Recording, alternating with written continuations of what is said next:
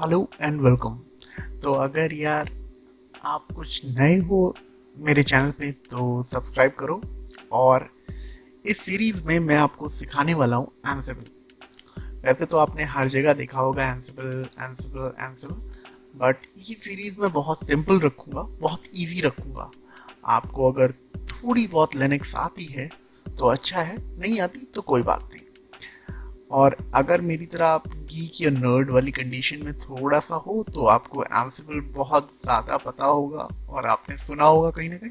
तो चलो शुरू करते हैं कि होता क्या है। इस फर्स्ट वीडियो में बस बात करूंगा कि एंसिबल हमें क्यों सीखना चाहिए।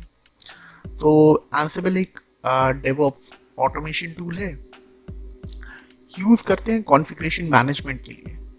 तो थोड़ा यार वाइट बोर्ड ओपन कर लेते हैं, इंटरेक्टिव रहेगा, है ना।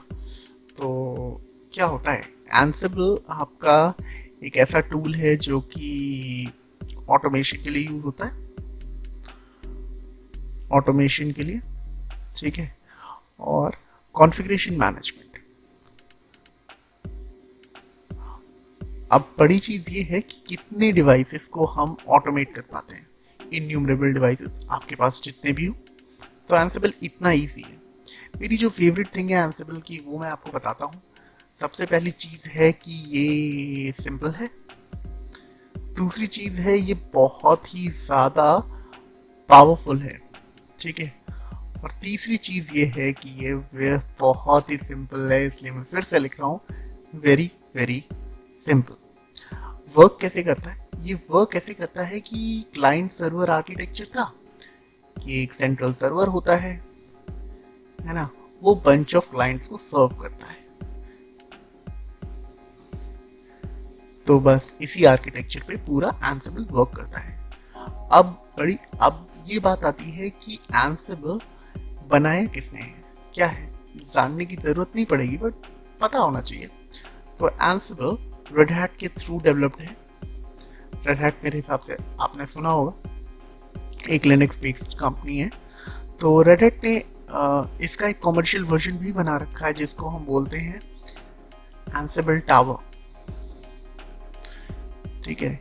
ये एक GUI बेस्ड टूल है।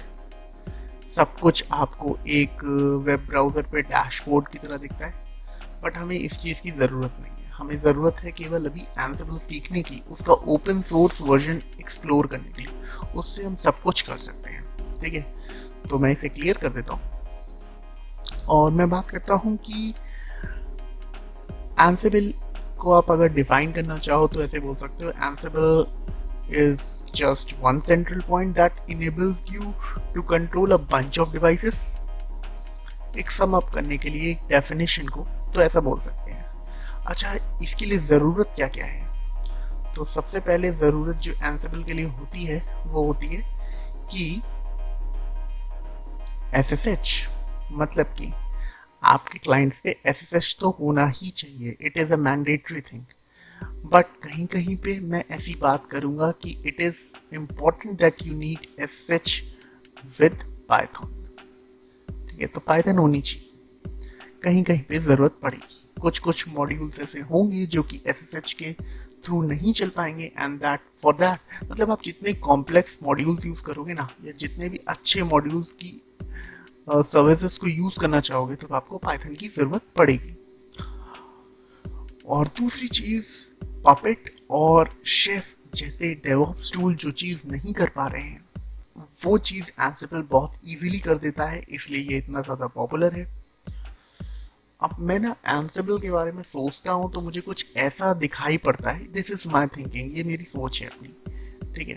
तो हो सकता है आपको इस चीज़ से थोड़ा बहुत रिलेट कर पाओ, पढ़ो तो कुछ इस तरीके से मुझे दिखाई पड़ता है। ड्राइंग थोड़ी ख़राब है, चला लेना, बट मेरा कॉन्सेप्ट जो है वो मैं आपको शायद समझा दूं। मैं कहना चाहता हूं कि एंसिबल एक सेंट्रल पॉइंट से, इस सेंट्रल पॉइंट से